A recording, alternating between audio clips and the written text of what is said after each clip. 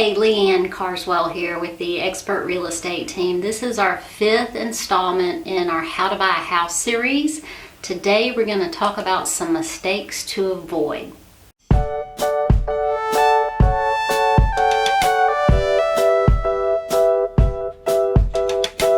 So one of the things that we see as realtors when buyers come to us, they kind of put the cart before the horse. So they start looking for a home before knowing how much home they can afford.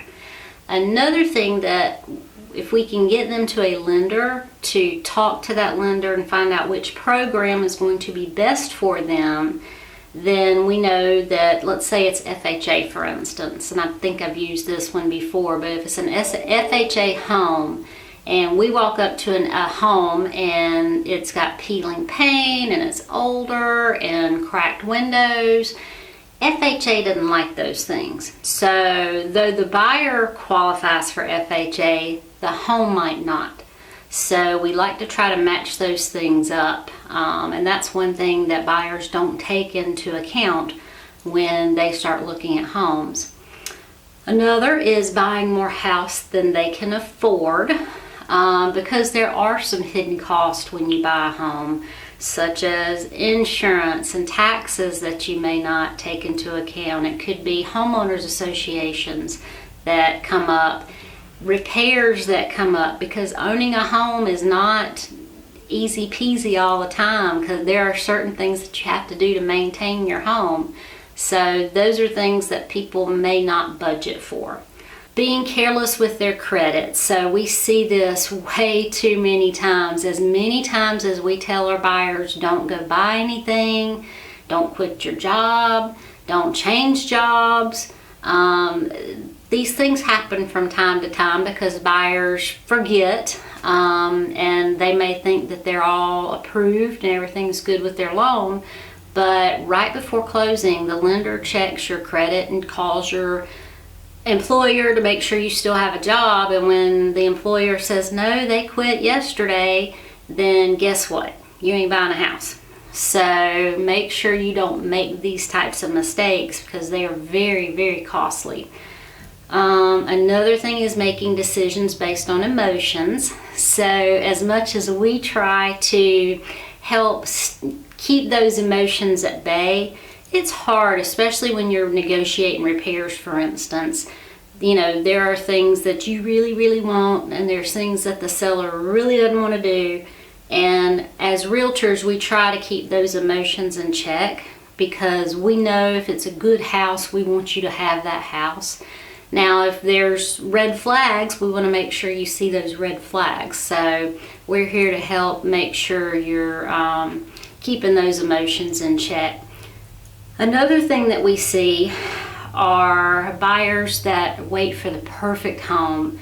I mean, a lot of times if we ask a buyer, well, how long have you been searching for a home? If they say 3 years, then we've got a potential issue. So that particular buyer might be waiting on a unicorn of a house to come along, meaning a needle in a haystack. And, you know, we may or may not choose to work with that particular client because needles and haystacks, you know, are kind of hard to find.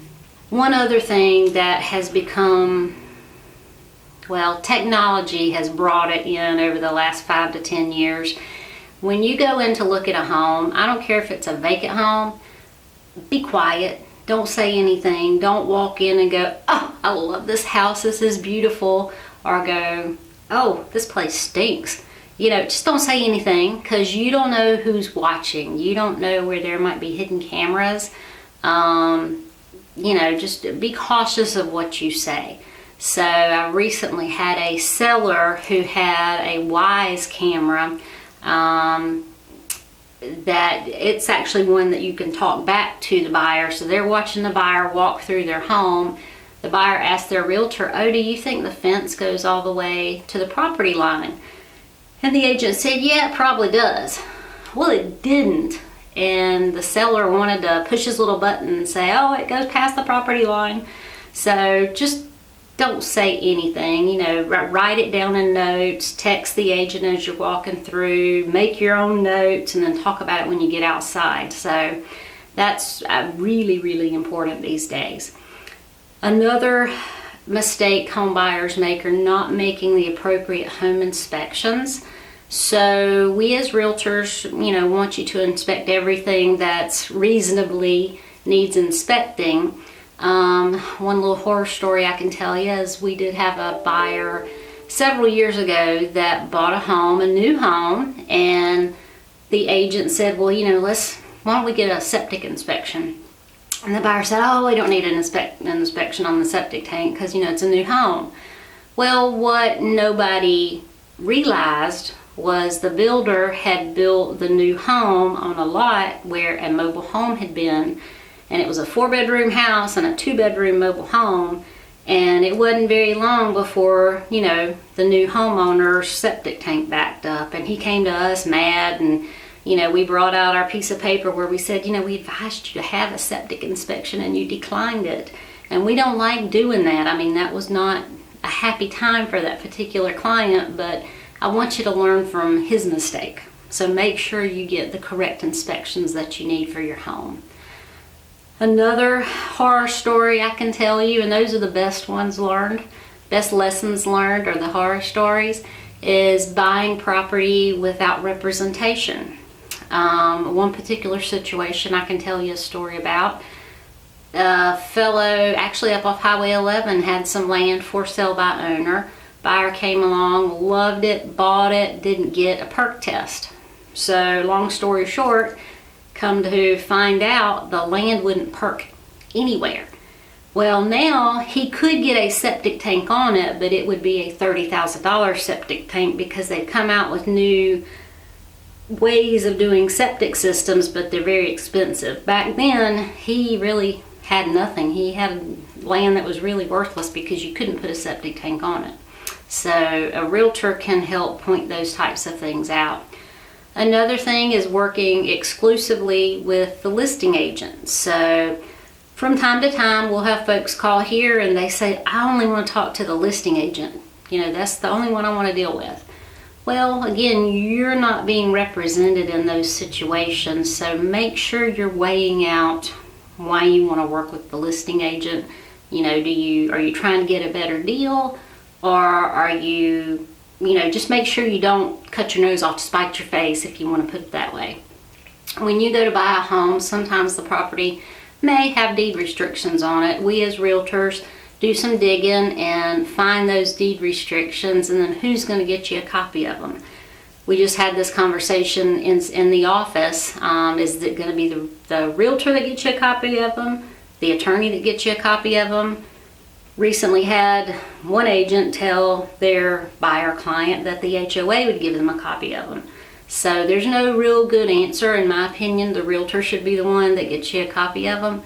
As a backup, the attorney should do it, and at the end of the day the seller would hopefully have that information, but that's not always the case either. Last tip I want to give you, last mistake to avoid, are handshakes don't count for anything.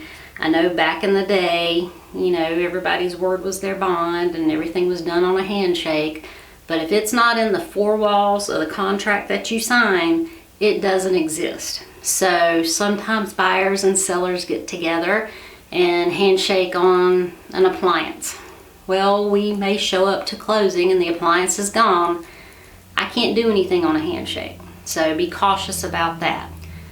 So I hope you learned something that you didn't already know, and we've got other horror stories we can tell you. Just reach out to us and use us as a resource.